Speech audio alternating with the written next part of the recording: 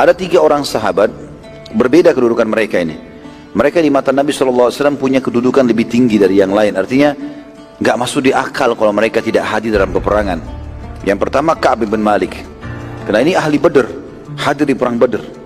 Sama dengan Hilal nanti, dan juga Mararah. Ya. Tapi Ka'ab yang paling banyak ceritanya. Ka'ab mengatakan, aku pun mendatangi Nabi SAW. Dan dalam perjalanan dari rumahku menuju ke masjid untuk bertemu dengan Nabi SAW, aku berkata dengan jiwaku sendiri, demi Allah, tidak ada yang bisa menyelamatkanku hari ini kecuali kejujuran. Ka'ab berkata, saat aku menemui Nabi SAW dan mengucapkan salam, maka beliau menjawab, tapi dengan senyum yang diikuti dengan penuh kekecewaan dan marah. Nabi SAW lalu bertanya kepadaku, apa yang menghalangimu ikut berperang bersamaku? Ka'ab lalu menjawab, demi Allah, wahai utusan Allah, aku belum pernah memiliki harta sebanyak saat aku tidak ikut perang bersama anda.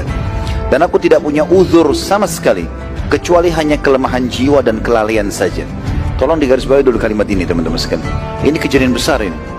Karena kejadian Ka'ab bin Malik ini diceritakan dalam Al-Quran untuk menjadi pelajaran bagi kita semuanya, dan juga dalam riwayat-riwayat Sahih Bukhari dan Sahih Muslim dijelaskan tentang kisah ini.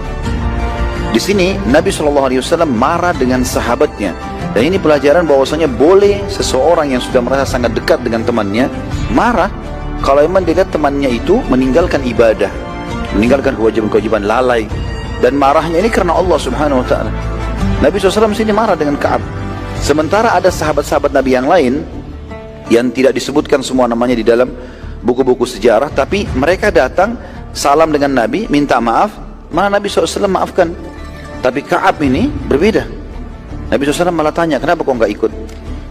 Maka di sini bolehnya seseorang marah dengan sahabatnya kalau sahabatnya jauh dari Allah SWT. Dia memarahi, dia membenci, dia menegur, dia mengingatkan, dan juga mencintai karena Allah Subhanahu Wa Taala. Di sini lihat bagaimana Ka'ab bin Malik.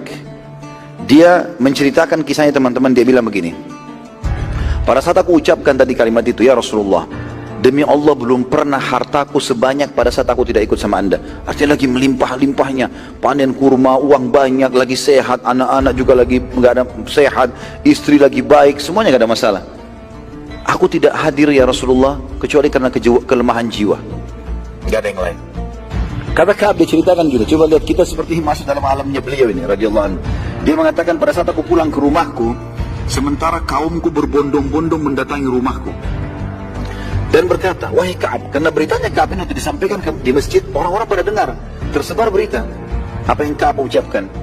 Maka semua orang datang ke rumahku dan berkata, wahai Ka'ab, semua orang, maksudnya kaumku datang ke rumahku dan berkata, semua orang, hai Ka'ab, meminta maaf, dan Nabi SAW menerima maaf mereka, serta Nabi memohon ampun untuk mereka. Kenapa tidak engkau cari uzur saja, buat saja alasan apa? Lalu Nabi SAW menerima dan beristighfarlah untukmu. Dia beristighfar untukmu sehingga engkau lepas dari belenggu kehidupan. Kata Ka'ab, sungguh mereka terus saja mendesakku sampai aku hampir saja kembali ke Nabi SAW dan membuat-buat uzur agar dimaafkan, dan sungguh aku telah diberi oleh Allah lisan yang lancar dan akal yang cerdas dalam menyusun kata-kata. Tetapi aku berkata kepada kaumku, apakah ada orang selainku yang sempat menyampaikan udzur yang sama denganku? Ada nggak yang alasannya sama dengan aku? Atau alasan mereka berbeda? Maka mereka bilang, ada 2 orang karena alasan kelalaian. Lalu dia tanya, Ka'ab tanya, siapa mereka berdua? Lalu kaumnya menyebutkan 2 orang sahabat lagi yang saya bilang ahli Badr, sama-sama 3 orang ini nanti diboikot oleh Nabi SAW. Maka mereka mengatakan Hilal bin Umayyah dan Mararah bin Rabi' radhiyallahu anhu ajma'in. Ka'ab berkata, sungguh keduanya termasuk yang hadir di perang Badr, sama dengan aku, sama-sama hadir di Badr. Maka aku akan menunggu dan menerima apapun yang menimpa keduanya. Keduanya dihukum, aku dihukum juga. Gak mau, aku gak mau bohong, gak mau rekayasa, uzur, pokoknya apa adanya. Seperti itulah. Saat itu keluar sebuah instruksi dari Nabi SAW pada hari itu juga, agar seluruh muslimin, tidak terkecuali satu kota Madinah, tidak boleh mengajak berbicara 3 orang, Ka'ab bin Malik, Hilal bin Umayyah, dan Mararah bin Rabi'. Khusus 3 orang ini. Maka serentak seluruh Madinah, tidak satu pun, semuanya, kata Ka'ab, tidak satu pun berbicara denganku. Satu pun tidak ada. Sampai aku mengucapkan salam saja, tidak ada satu pun yang menjawab. Assalamualaikum gak dijawab, padahal ada pahalanya gitu. Ya. Kedua sahabatku, maksudnya Hilal dan Murarah, dua-duanya udah menangis, mengurung diri di rumah, nggak keluar. Sholat jamaah pun tidak pergi ke masjid, tinggal di rumah sudah. Sementara aku karena lebih muda daripada mereka, kata Ka'ab, maka aku berusaha berperilaku biasa saja, walaupun dalam hati ini sulit dan sempit rasanya. Aku ikut sholat berjamaah bersama Nabi SAW, dan selesai sholat wajib, aku pun mendatangi Nabi SAW yang sedang duduk bersama beberapa orang sahabat beliau. Lalu aku mengucapkan salam, tidak ada seorang pun menjawab salamku, kecuali Nabi SAW yang menggerakkan bibirnya mengucap salam, tapi tidak keluar suaranya. Dia bilang, saat aku sholat sunnah, jadi tidak dijawab salamnya sudah.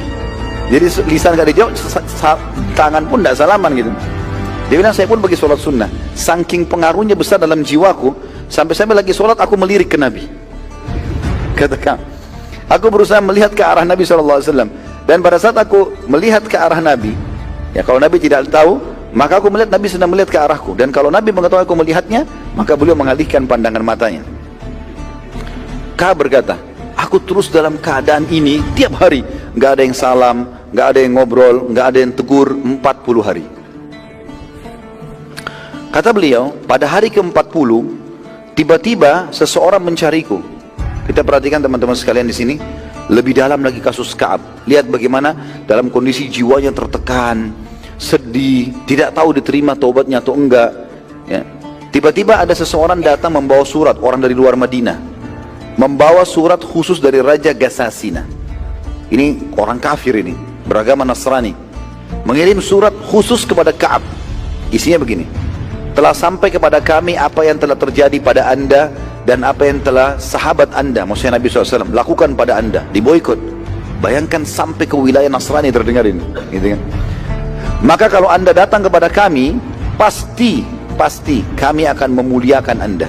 Ya, makna yang lain adalah kami akan memberikan anda kedudukan. Kalau anda mau masuk ke agama kami, ikut bersama kami, kami akan berikan itu. Ka'ab berkata, demi Allah, aku menyadari, ini perhatian penting, garis bawahi kalimatnya, demi Allah, aku menyadari bahwasanya justru ini puncak cobaan. Justru ini puncak cobaan. Aku nggak boleh tergoda. Bayangkan ya, luar biasa dalam kondisi sudah sumpek begini, tapi dia menganggap itu puncak cobaan. Pada hari yang sama, bertambah lagi masalahnya. Utusan Nabi SAW datang, lalu berkata kepadaku, sesungguhnya Rasulullah SAW telah melarang engkau menyentuh istrimu, dan diperintahkan untuk menjauhi istrimu. Jadi bukan cuma satu kota Madinah, istri pun harus keluar. Ka'ab dengan imannya bilang apa? Apakah aku harus menceraikannya? Atau hanya menjauhi saja? Kata utusan Nabi SAW, penyampaian Nabi hanya menjauhi. Langsung gak pakai tunggu, dia bilang sama istrinya, pulanglah ke rumahmu, kepada rumah orang tuamu, sampai Allah memutuskan keputusanku. Kata Ka'ab, pada saat itu luar biasa, menumpuk antara, pada saat istrinya pergi, menumpuk antara di luar rumah tidak ada yang ajak ngomong, di rumah pun sendirian. Istri udah nggak ngomong, nggak ada masakan, nggak ada ngomongan, nggak ada biologis, nggak ada segala macam, diboikot total. Sebagian kerabat mendatangi Ka'ab, kata Ka'ab, mendatangiku seraya berkata, wahai Ka'ab, sesungguhnya Hilal bin Umayyah dan Murarah bin Rabi membiarkan istri mereka di rumah, mereka hanya saja tidak menyentuhnya. Dua temanmu juga sama perintahnya Nabi SAW, tapi mereka minta izin sama Nabi, gak usah dipulangkan ke rumah orang tua, di rumah saja, tapi gak disentuh, gak ada biologis sama sekali. Ka'ab menjawab, mereka berdua sudah berumur, aku masih muda gitu. Sementara aku khawatir melanggar, nanti lihat istri habis mandi, nanti dekat-dekat, bahaya, dilarang sentuh, ini larangan Allah dan Rasulnya, hukum melanggar. Dan dia takut menyentuh sampai disuruh pulang istrinya.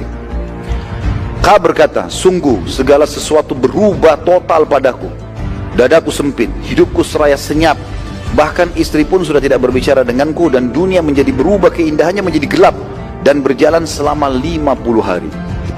Dari 40 hari, 10 hari diboikot, tidak bisa lagi istrinya juga ngomong, melayani, disentuh. Dia bilang, saya tetap komitmen, coba bersabar. Dalam kemelut pikiran jadi kacau, hati jadi sempit, dada jadi sempit, tetap saja saya sabar.